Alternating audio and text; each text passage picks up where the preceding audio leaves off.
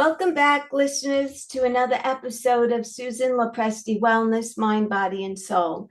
This is the podcast where we explore the highs, the lows, and everything in between when it comes to a woman's life, her health, and all aspects of navigating the midlife landscape. I'm your host, Susan Lopresti, and today I'm super excited to have Laura Zavelson, MBA, with me today. She is a corporate finance escapee turned serial entrepreneur, former professor of entrepreneurship, and now business guide.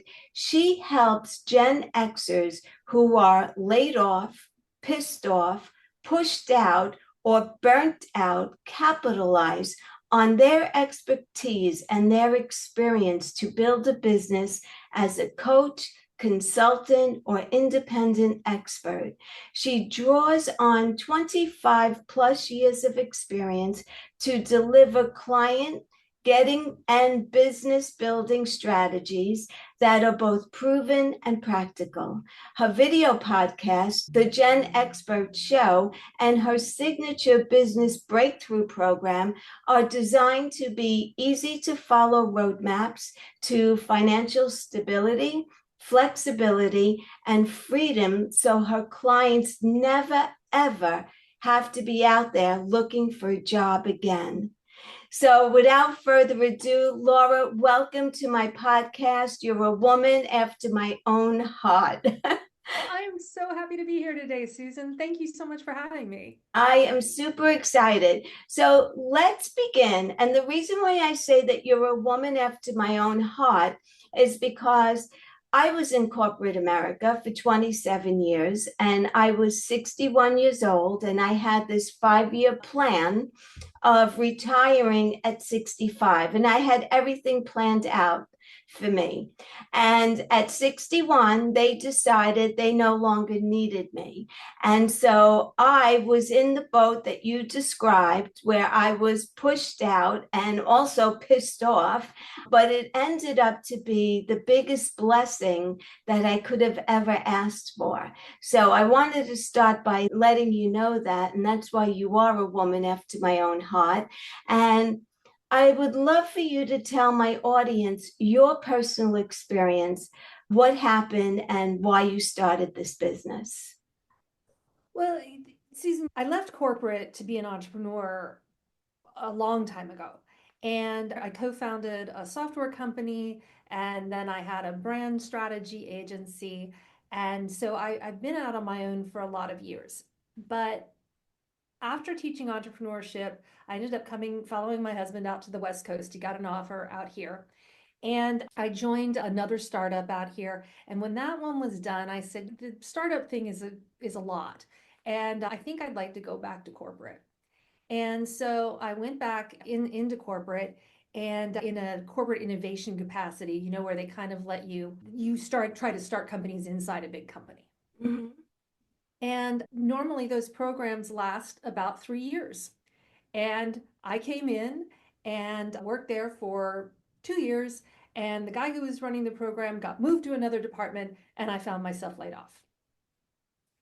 And so I was lucky enough to have the experience of starting my own company before. So I had confidence that I could do it again, but I wasn't exactly sure what I wanted to do.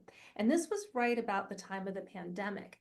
And what happened is I joined an entrepreneurial community and I started seeing all these women who had stories really similar to yours. And Susan, I wish I could tell you that it's an isolated incident, that never happens, but it happens all the time. And it's horrible because all these women like you have incredible experience and all this talent that we're basically taking out of circulation unless we find ways to help women sort of let go of the corporate path and start these companies on their own. So when I looked around, I saw a lot of women who wanted to start their own companies. They had a lot to offer, but starting your own business is a skill set really, it's pretty unique. It's a skill set on its own that you're unlikely to learn if you have a lot of corporate experience. But that's a skill set that I happen to have. And so I thought, could I somehow offer this knowledge to women to help them build their own companies so they could take back control over their career and over their financial opportunity and over their time. So that's sort of the story of how the business that I have now came to be. Great. So you're helping women who have lost their jobs, more or less, who are now looking to do something on their own. And it's not always a layoff. A lot of times corporations are sneaky, right? They don't want to get involved with, severance or whatever. So I've talked to a lot of women who have just been pushed out. They have a job and they have responsibilities and they have direct reports, and all of a sudden they find these responsibilities that are taken away and they're given to other people, and their people are taken away. And basically the companies are just waiting for them to go, to make Right. the decision to go. And so, I think if people are in that position, that's a really good time to start exploring what it might look like to do something else. And I think starting your own company is not always an option that comes to mind for people. They think, oh, I have to look for another job. Well, it could be you could create your own job. Right. So tell us, you have this program, the Gen X Escape Plan. What is that all about? What does it entail? The Gen X Escape Plan is a free guide that I have that just helps people start exploring what it might look like if you were to start your own business. So it sort of gives you some guidance on how to think about what you have that might be sellable, because that is the whole point of starting a business. You do have to have something to sell, how you might package that up. And then it has some, a program in there that will help you test your idea and find out whether or not there's a business there. Because that's something that I think a lot of times people say, okay, I'm going to start my own business, but they haven't really tested whether or not there's a market for that, whether or not Mhm. there's people who are willing to buy. So I think to get out in front of that, it's really important to test your ideas up front. It'll save you a lot of time on the back end. Right. And then the final part that I talk about in it is how to basically create a success squad. For people who are used to going into the office every day, there's a level of friendship and camaraderie and having colleagues that just doesn't happen when you're working on your own. And I think a lot of women, especially, are surprised at how lonely it can be having your own business, because that doesn't get talked about that often. And so I think finding people who can support you on the journey, not only who maybe have started a business before, so they have some knowledge that you don't have, that can make things a lot easier for you, but I think just having people that you're in it with. I talk about, like, go find yourself an entrepreneurship buddy, right? Go Right. find yourself, somebody who's maybe doing it at the same time, or maybe is just a few steps ahead of you, or go find there's a lot of entrepreneurial communities out there, both online and offline. Go find one that has people that you resonate with, that you connect with, because you're going to need those people to sort of get through the fits and starts of starting your own company. Hmm. But now, why do you say that the Gen X group of women, let's say, is the perfect age to start your business? Well, it's actually a time in your life when your experience and your expertise and your age all work together to be an asset. Right. So, and one of the reasons is that, when I did decide to start this business, I looked for a market myself, right? I followed my own advice.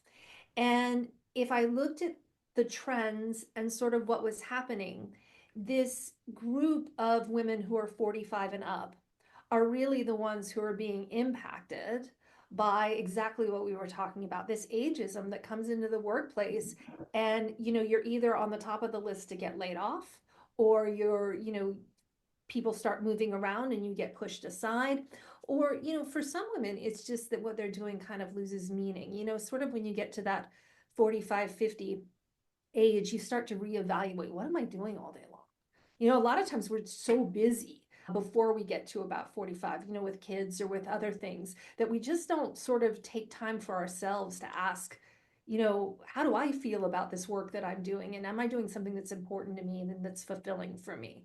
Right. And so I think those are some of the reasons that people, oh, so you asked about the Gen X women. So yes, Gen Xers are kind of at a perfect point in their lives where they can evaluate, where they can kind of see, this is where I've been, and they have an opportunity to say, this is where I want to go. And then to go out on your own, it can be really liberating at that point in your life, because you do finally have control over your time. and you do finally have control over your financial opportunities. So that's one of the reasons I think it's a really great time to start a business, is right in that 45 to 60 range. Yes.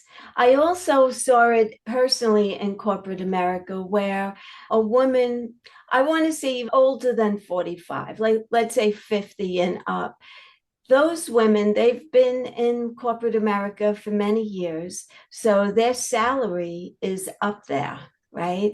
And so corporate America will hire someone who's a lot younger than that person and pay them a lot less money to be doing the same job.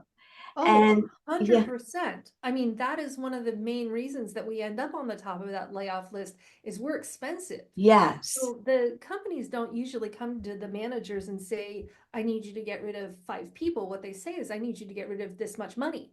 right, And so when you start looking at your line items, oh, here's this person and they're kind of old and maybe they're not going to adapt as well, which is just a myth. It's just a lie they tell themselves. That's right, baloney. But, and so, yeah, let's just take her out and, oh, look, I've just freed up a bunch of money. right. And what I find is that the older person, more seniority, is more dedicated to the company and to the job and takes it seriously. Where the younger generation, because I saw it in corporate America in my job, younger people come in with this sense of entitlement and superiority. And, oh, you want me to do that? Yeah, that's what I asked you to do. Well, I definitely think there are generational differences in approach to work, for sure. Yes. But one of the other things is that, and I think corporations are being very short-sighted about this, but is that so much institutional knowledge walks out the door when you get rid of those more senior people. The history of, we tried that before and it didn't work, and this is why. And not that older people are, change resistant. It's often that they were just, there's not a lot new that's out there. Right. And so a lot of times they can say, we did this once before, and these were the potholes that we fell into. So we should really avoid those this time. You lose all of that knowledge. Absolutely. Absolutely. So, what are the 5 signs that you know that you're ready to make the leap? Well, let's see. Off the top of my head, I think one of them is that if you really think that you have something to offer, right? If you really feel strongly that there's something that you haven't done, if there's a message that you have that you want to share with people, I think if you feel that pull, that's definitely a sign that you're ready. Another one is, have you built up a lot of experience or expertise in a specific area, Mhm. right? So that is one of the gifts that we have of being sort of mid-career or later career, is that we do have that experience, and a lot of times that's monetizable, right? Yes. Another one I would say is, if you're not feeling fulfilled with what you're doing, that's a really good sign that it's time to maybe look around at other alternatives. Because I think, if not now, what are you waiting for? It's we all have, time is the one thing that is finite for all of us. And so if you're in a position where, what your work is not lighting you up and you're not doing something that you really love, I do think that that's a really good time to start exploring what the other alternatives are. Right. Yeah, I that's think, yeah, go ahead. no, I was going to say absolutely. I agree with you on everything that you just said. Yeah. Yeah, so I mean, those are three, I mean, other things that you can look at. I do think it's a nice to have, not a must have, because obviously if you've been laid off, you don't have control over it. But if you do have control over it, if you are in a position where you've been pushed out and you kind of see the writing on the wall and you are exploring entrepreneurship, this would be a good time to start looking at, do you have some funds set aside that can provide a soft landing for you? Mhm. Because as you know, Susan, is somebody who started a business, you don't always make money from day one. No, So it's nice to have a little financial runway there. absolutely. Well, one of the biggest blessings that I got from being laid off was I got 14 months of severance pay.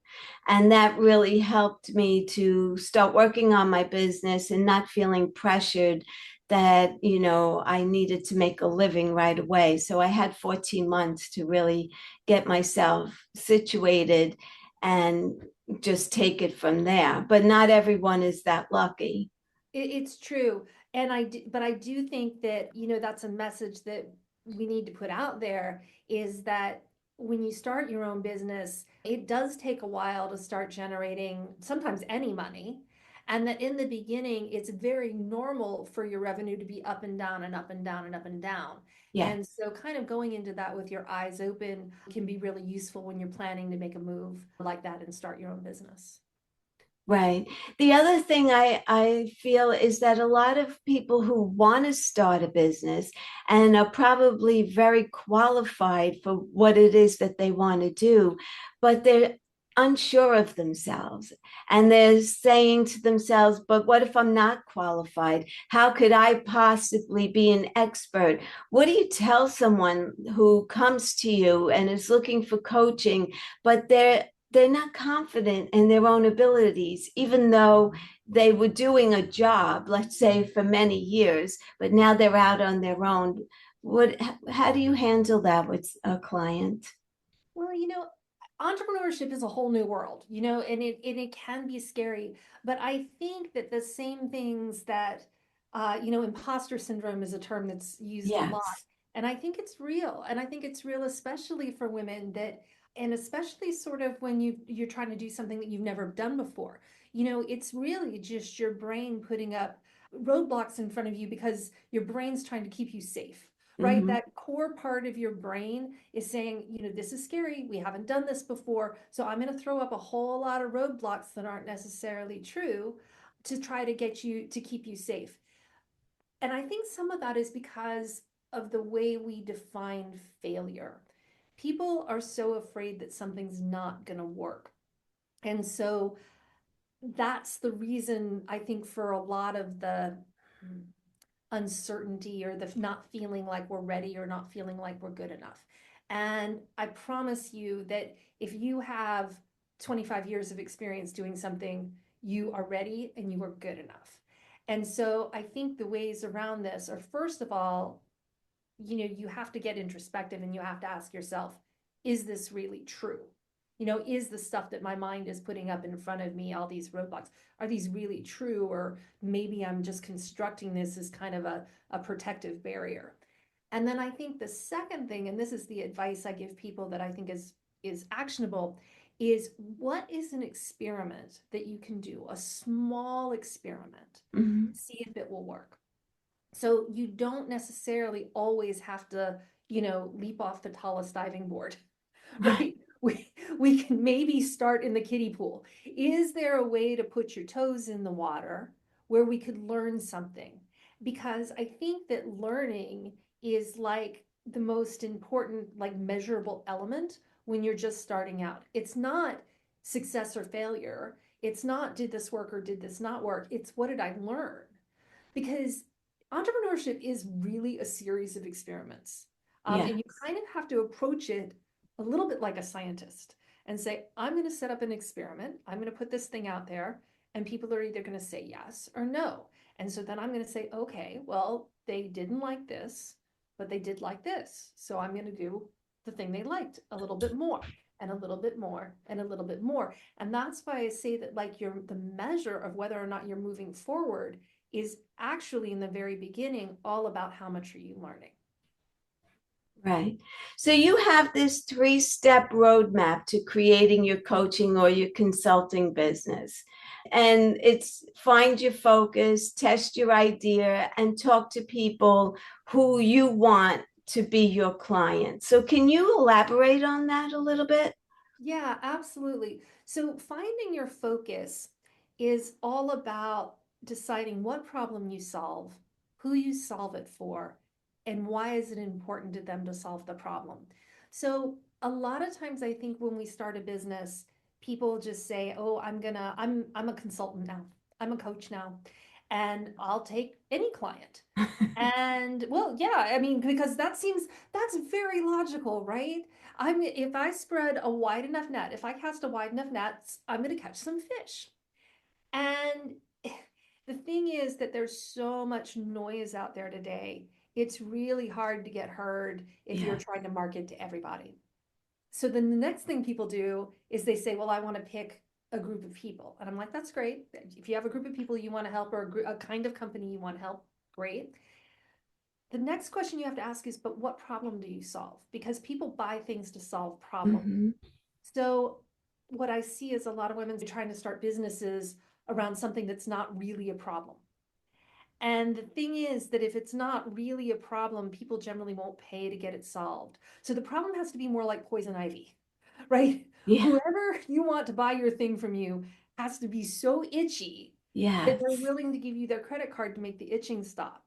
So you have to look for a significant problem that they want to get solved, and that that they know in their minds they have a pretty good reason they want it solved, right? They want to stop that itching. So that's sort of the first part, is finding a focus area, is really helping people drill down on that person and the problem. And I think you'll hear a lot of discussion if you start, going on to online forums, or you're on social media or whatever, about, having a niche or whatever. And I think where people get tripped up here is they start thinking that it's all about demographics, right? It's about, I help, teenagers who have dogs and who aren't doing well in school, or something like that. And what it really needs to be, actually, I messed that up, is to be, if I help teenagers who have dogs who live in the Southeast, right? Well, you haven't defined a problem. So until you put the person and the problem together, Right. that's a better way of looking at it. And that's why I usually call it a focus area instead of a niche. Right. And then in terms of getting to that problem, what I really recommend you do is go out and actually have a conversation with the people that you want to work with, and make sure you understand how much of a poison ivy problem that we're talking about. And it's really, really hard to do that without having a conversation. And I know that there's people who are saying, yes, but I can just talk to ChatGPT. And actually, I do think you can get a great start in your thinking about it by talking to ChatGPT. But what ChatGPT can't give you is an emotional response. Absolutely. And when you start talking to people and you're trying to understand what their challenges are, or companies, right? If you're starting to, again, because you're still selling to a person, right? There's a person inside the company that's going to buy from you if you're going to be a consultant. Hmm. So as you talk to these people about what problem you're solving for them, it gets easier to identify where the urgent problems are if you're actually talking to them, because they're going to get a little bit emotional about it. They'll start talking faster, they'll get animated, they will talk about it more than other topics. And so you will start to get a read of not only how important the problem is to them, but also what the language that they use to talk about their problem. Because sometimes when we have solutions, we don't remember what it was like to be sitting in the shoes of the person that has the problem. Right. And they may see it differently or talk about it differently. If you can find out how they talk about it and then use that when you start talking about what you do, that's a great way to connect with people. You'll get clients much faster if you can figure that out. Right. So that's why I think talking to people is so important. And I do talk in that PDF about a number of ways you can use to sort of research your market and understand your customers better. But the gold standard here is to actually talk to people. Right. Another thing that I find is that, so someone who came from corporate America, they know how to do their job. They do it, they've been doing it. But there's one thing that they didn't have to do, and that was to sell themselves, right? And so, how now you're in your own business and now you have to sell yourself. And a lot of people, and myself included, I didn't like this part of being in business and selling myself and selling my ideas.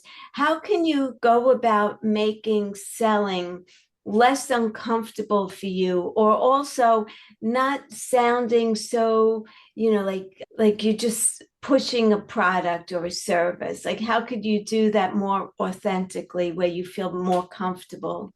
Yeah, I think the reason sales get such a bad rap is because everybody has been on the other end of a pushy salesperson at Yes. some point. You've been sitting in the car guy's office, or you've been on the end of a phone call where somebody's just trying to sell you, or you're in I don't know, you're in the store and somebody's trying to sell you like the scarf, the shoes, and the hat that goes on. And you're like, I just want to buy a dress. Right.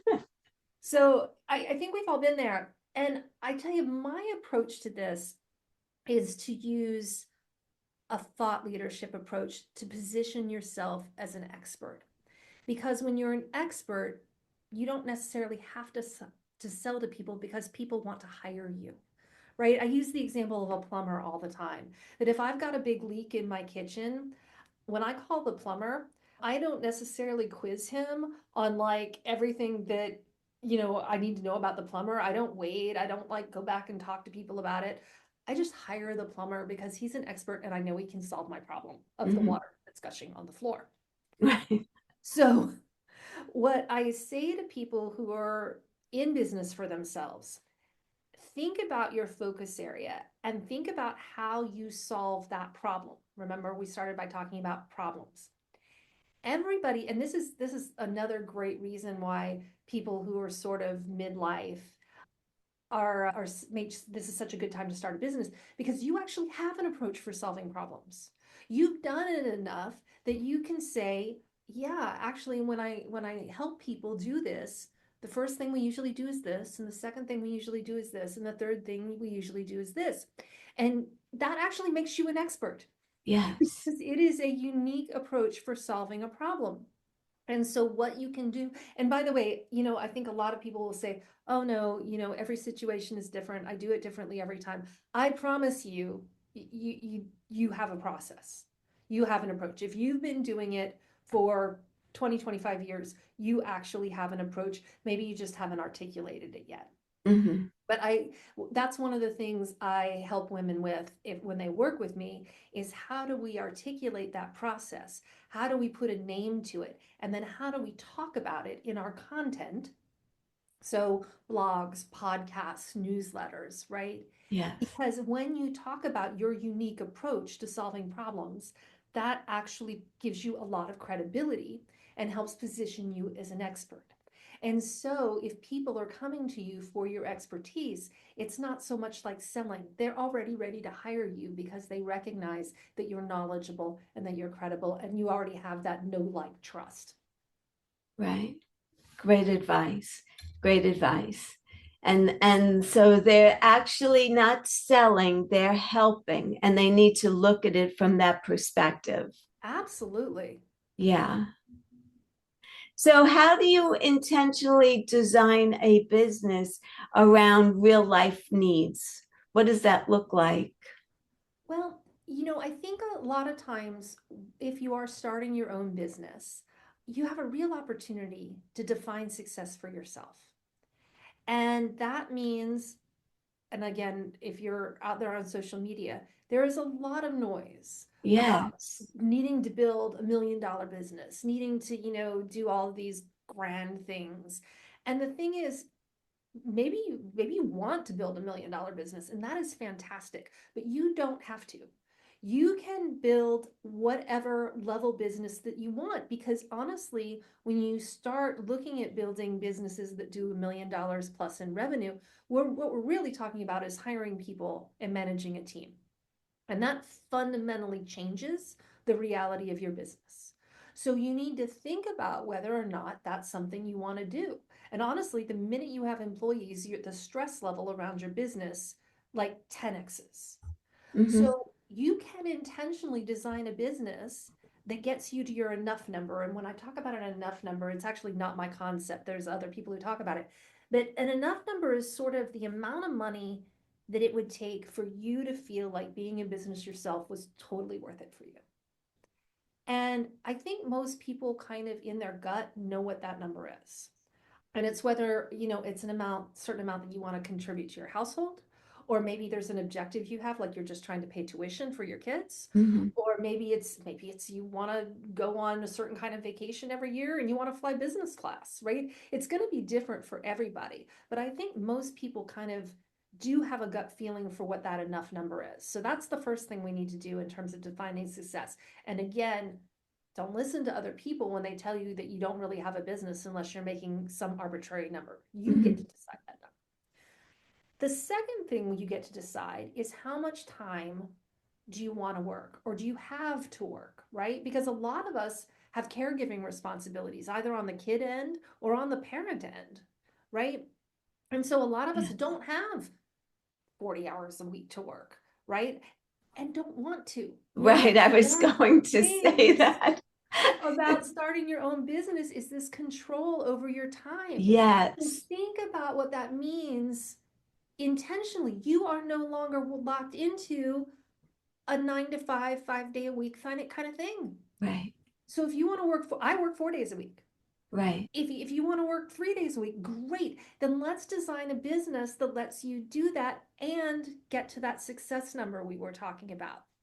And so what that means is that we kind of toggle back and forth, right? If you only want to work a couple days a week and a couple hours a day, if you want to do that by yourself without employees, then that may mean that we're not making millions and millions a year, but it might mean that we're living a really great life. Right.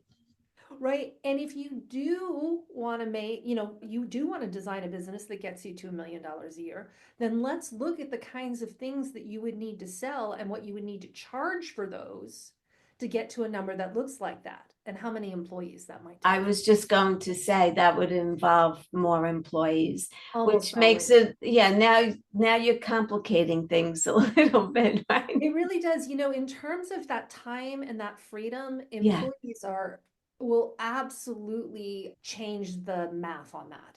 In terms of not only the stress that you have around making payroll, right? Because you're responsible for somebody else's rent and groceries and everything else, right? But also the time you have to spend managing people. I think people think, oh, I'm going to hire this person and they're just going to take all this stuff off my plate.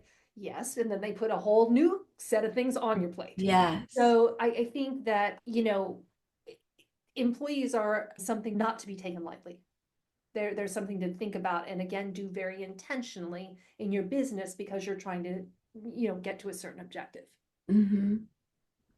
The last thing I want to talk to you about today, Laura, is you have a bullet point on this PDF, ditch the money baggage.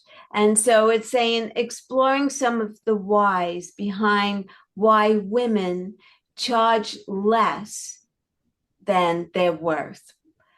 That has something to do with their confidence level, no? Absolutely, absolutely. I think it's confidence. I think some of it is social, that Oh, we don't talk to each other about how much we're charging. And I think men do. And I think that, it's not, at least sort of with my background, money wasn't considered a polite topic. And right, so it isn't necessarily something people are comfortable talking about. But the thing is, unless we all tell each other like how much we charge, it's hard to compete if the guys are all telling each other what they charge, right? So what I often see is that when I talk to the person who's hiring the consultant, is that the men's bids will come in 30, 40, 50% higher than the wow, women.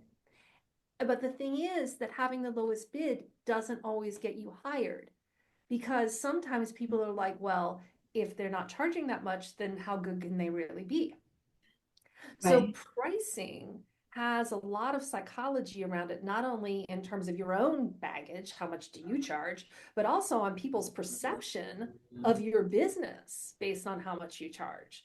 So there's a lot of moving parts with pricing.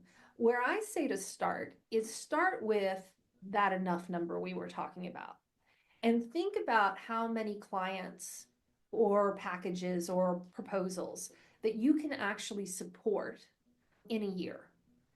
Divide one by the other, and you will get approximately what you need to be charging per client or per product, right? Per gig, per project.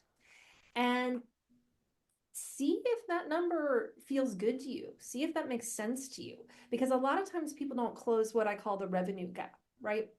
We have an idea about how much we want to charge or how much we want to make. hmm, Don't necessarily close the gap between what we're charging and how much we're going to make. And so you have to sort of think about how many clients do I need if I'm charging this month to get this much to get to my goal? And if it can't get you there, then we need to look at a couple things. We need to either raise your prices, which is usually what I recommend, or we need to add some more products in there so we can get you to your goal. Yeah, but how do you get women out of that mindset of feeling insecure about charging? Because, like you were saying, that men are comfortable say, "Oh yeah, I charge this," and and they're confident. They have this assurance about themselves. And women, I I would think that in today's world that we should really be feeling very equal to men, but yet I think deep down in our mindset, we still have those insecurities where the man is really the breadwinner, let's say, and women don't feel that that's their place. Do you notice that at all, or no? Yeah, I do. Well, what I do see in my practice, right, is that I'll look at women's packages, I'll look at what they're charging for something. And because I see a lot of different clients and I've been doing what I do for so long, I can usually say that number feels really low to me. I think that you should consider charging more. I think part of it is data points, right? Like if you knew that other people, that you were charging below other people who do what you do, like if you had that data, you would probably gain some confidence that you could raise your prices too. But again, we don't talk about it as often. The second thing, and this is true, is that women are disadvantaged because we don't always have the same business networks that men have. And so the thing is that when you have that kind of a broader network, often, and I'll speak on the consulting side first, you're able to get some information about the price ranges that would be acceptable to that company for this kind of a project, right? And so you call up your buddy who tells you, yeah, our budget for that is this to this. So now you have some inside information so you can prepare a better quote, right? Women often lack those networks, which puts us at a disadvantage. Mhm. And it's often because, again, I mean, this is a multi-layered problem, but we don't get as high in management often. And so we don't have those connections to the people who make those kinds of decisions. And so it puts us at a disadvantage later on. I think if you are coaching, often people, the biggest mistake I see is that women are still thinking about charging by the hour. And I think you really have to focus on charging that the value that you're delivering and the transformation that you give people. So if you can take away that itch, it doesn't matter if you can do it in 20 minutes or if it takes you 20 hours. If you can make the itch go away, the value is the same. Mhm. That's interesting. Now, in my business as a health coach on social media, there are a dime a dozen. There's so many out there. And when I look at it, it's overwhelming. It really is. And I don't really promote myself that much on social media, but how would you make someone stand out on social media when the platform is so saturated already with everyone doing the same thing? I think that's a great question. I think there's two ways. One is you do it by finding that focus area. So, if you look at health and at wellness, wow, there's so many different pockets of that and so many different combinations of people and problems that you can put together. So finding an interesting combination of a problem that you solve and a person you help solve that, that's going to help you stand out because you're going to be asking specific people to raise their hand, not everyone. So that goes back to the original thing that we were talking about, that you stand out when you actually, practically call someone's name, right? Right. The second thing is that you can use that thought leadership I was talking about earlier to stand out. Because a lot of people are just focusing on content that is about getting noticed. Look at me, look at me, look at me, right? If you are willing to go deeper and talk about your approach, that differentiates you, right? That's going to resonate with some people, and it's not going to resonate with some people, and that's okay Yes. because you only need the people who it attracts, right? And so the more you can be specific about how you work, how you think, the steps you take, what's it like to work with you, right? I think that helps you stand out. That definitely is the no piece. Like if we talk about no like trust, right? That's the no piece. The trust piece is, can you give people exercises or tips or tricks that they can try and get a quick win, right? That work, right? That automatically gives you some credibility. Yeah, Share testimonials. Can you share case studies? Because that helps people trust you. And then can you do things like we're doing right now, which is, by me being a guest on your program, you're basically telling people you trust me enough to talk to me. And so that actually is a big help in terms of gaining credibility and trust, is collaborating with other people. absolutely. And then the like piece, that last one, your personality is going to come through if you start talking about what you do and how you help people. It's going to come through. But I also think you have to put out some vibe content. You got to share a little bit of your life behind the scenes with people, because I think that helps them feel closer to you and more connected to you. And Yeah. I think when people feel that, that might be the one thing that gets them sort of from thinking about it to actually buying something from you, actually working with you. Wow, that's great advice. That's great advice. Thank you. Yeah. So, Laura, final thoughts. What would you like to leave us with today? I would love to say that if you are thinking about exploring entrepreneurship and starting your own business, I recommend that you don't just do it all in one leap. That you do act on that little kernel of something that you've been thinking about that you've always wanted to do. I would recommend that you download the PDF, Yes, the Gen X Escape Plan, even if you're not a Gen Xer, because it will give you the steps that you can walk through to sort of take some of the risk out of making that kind of a change. So yes, entrepreneurship is always risky, but we can make it a calculated risk. And I would say, I guess I would leave you with, you deserve to have a job or a career or a thing that you spend that much of your time doing that fulfills you, that has meaning for you, that gives you the flexibility that allows you to enjoy your life, and that puts you in control of your financial opportunities. I love that. Are you taking on new clients? I am. And I have a 3-month program that's called Business Breakthrough. And if you're interested in that, again, if you download that PDF, it'll give you all the information about how to get on a call with me, and I would be more than happy to give you all the details. Okay, that sounds great. Thank you, Laura. I Thank appreciate you coming on. This was a great talk, lots of wonderful information, and it was so nice to connect with you. It really was. I wish you the best of luck.